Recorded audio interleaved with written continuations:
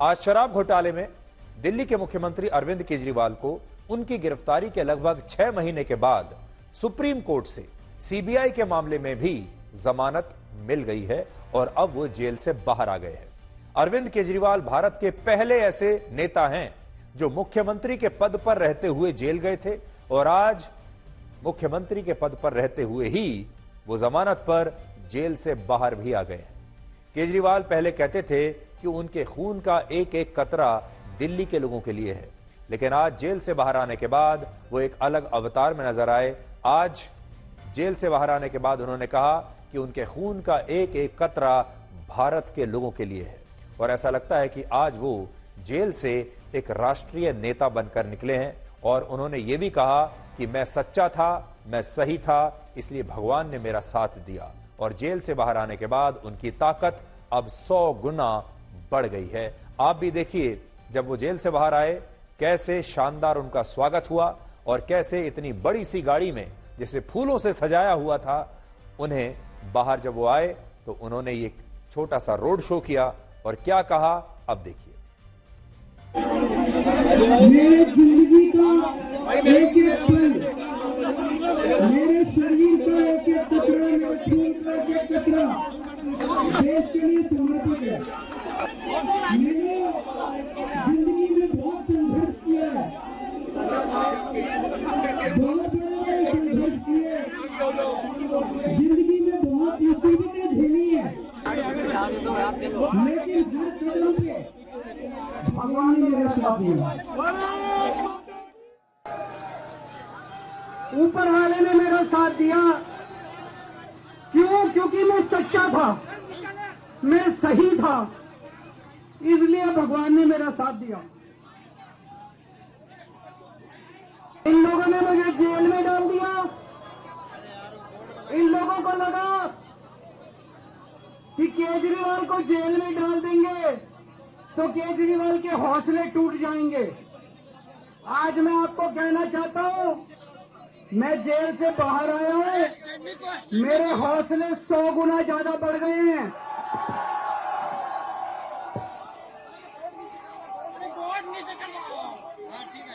मेरी ताकत 100 गुना ज्यादा बढ़ गई है। इनकी जेल की मोटी मोटी दीवारें, इनकी जेल की सलाखें केजरीवाल के हौसले को कमजोर नहीं कर सकती। मैं भगवान से प्रार्थना करता हूं, जैसे आज तक ऊपर वाले ने मेरे को रास्ता दिखाया, ऊपर वाले ने मेरे को ताकत दी, ऐसे ही भगवान मुझे रास्ता दिखाता रहे, मैं देश की सेवा करता रहूं।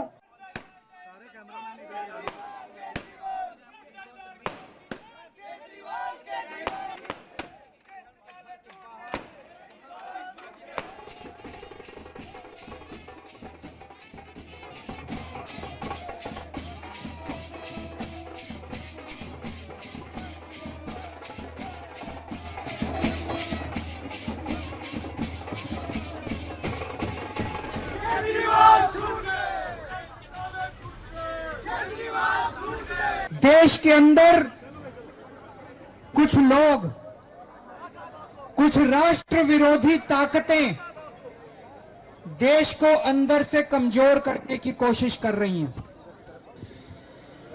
देश को बांटने की कोशिश कर रही हैं, भाई को भाई से लड़ाने की कोशिश कर रही हैं, जुडिशरी को कमजोर करने की कोशिश की जा रही है, न्याय व्यवस्था को कमजोर करने की कोशिश की जा रही है, जजों को डराया धमकाया जा रहा है।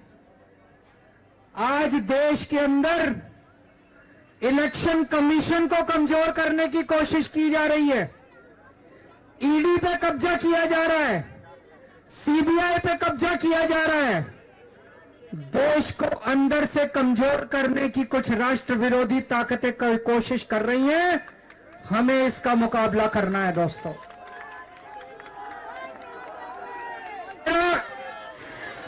मेरा कसूर यह नहीं है कि मैंने कोई भ्रष्टाचार किया था, मेरा कसूर यह है कि मैंने उन राष्ट्र विरोधी ताकतों के खिलाफ आवाज बुलंद की थी। इसलिए लेकिन मैं हमेशा इन ताकतों के खिलाफ लड़ा हूं और आगे भी इन ताकतों के खिलाफ लड़ता रहूंगा। तो आज आप देखिए, अरविंद केजरीवाल जेल से बाहर ऐसे आए हैं जैसे आप कोई हिंदी फिल्म देख रहे हैं और हिंदी फिल्म का हीरो जैसे जेल से बाहर निकलता है और फिर बड़े बड़े डायलॉग्स बोलता है, बिल्कुल उसी अवतार में आपको अरविंद केजरीवाल आज नजर आएंगे, एक हिंदी फिल्म के हीरो की तरह। जब वो बाहर निकले तो उनके आसपास देशभक्ति के गीत बज रहे थे। उन्होंने लंबे चौड़े भारी भरकम डायलॉग्स मारे। भगवान ने उनका साथ दिया है। वो उनकी जो ताकत है वो 100 गुना ज्यादा अब बढ़ चुकी है और ऐसा लगता है कि वो अब राजनीति के एंग्री यंग मैन बनना चाहते हैं। और एक और खास बात, आज उन्होंने ना तो दिल्ली की जनता की बात की, ना पंजाब की जनता के बारे में बात की।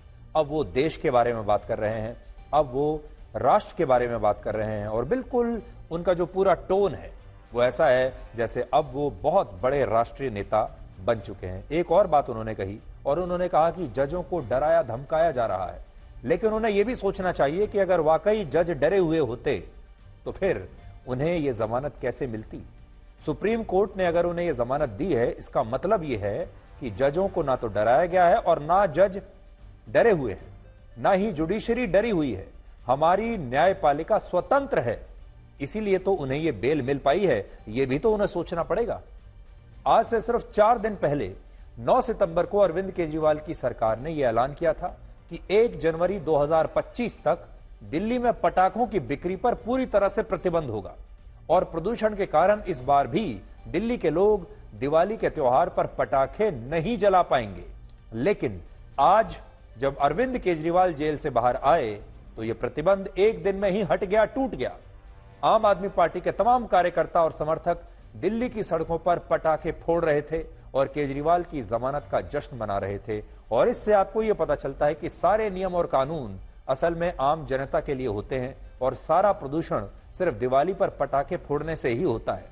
लेकिन आम जनता की राजनीति करने वाले नेताओं के लिए ऐसा लगता है कि शायद कोई कानून और नियम नहीं है। अरविंद केजरीवाल को जब वो घर पहुंच जाएं और थोड़ा सेटल हो जाएं तो अपने कार्यकर्ताओं से जरूर पूछना चाहिए कि उन्होंने अपनी ही सरकार द्वारा लगाए गए पटाखे के प्रतिबंध को क्यों तोड़ा।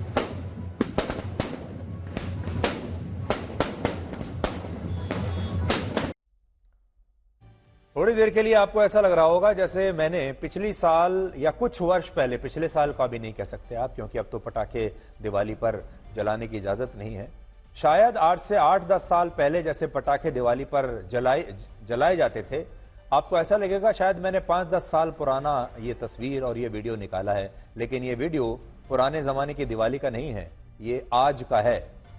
आज केजरीवाल जब अपने घर पहुंचे तो उनकी 80 वर्ष की मां ने उनका तिलक लगाकर स्वागत किया और अब से कुछ देर पहले ये शानदार तस्वीरें अरविंद केजरीवाल के घर से आई हैं जिनमें वो अपने बूढ़े माता पिता के साथ नजर आ रहे हैं, उनका आशीर्वाद ले रहे हैं और इसमें बिल्कुल कुछ गलत नहीं है। हमारे देश में मध्यम वर्ग का कोई भी बच्चा या किसी भी वर्ग का जब बच्चा इस तरह अपने घर आता है, कोई भी बेटा पुत्र इस तरह घर आता है तो माता पिता ऐसे ही स्वागत करते हैं।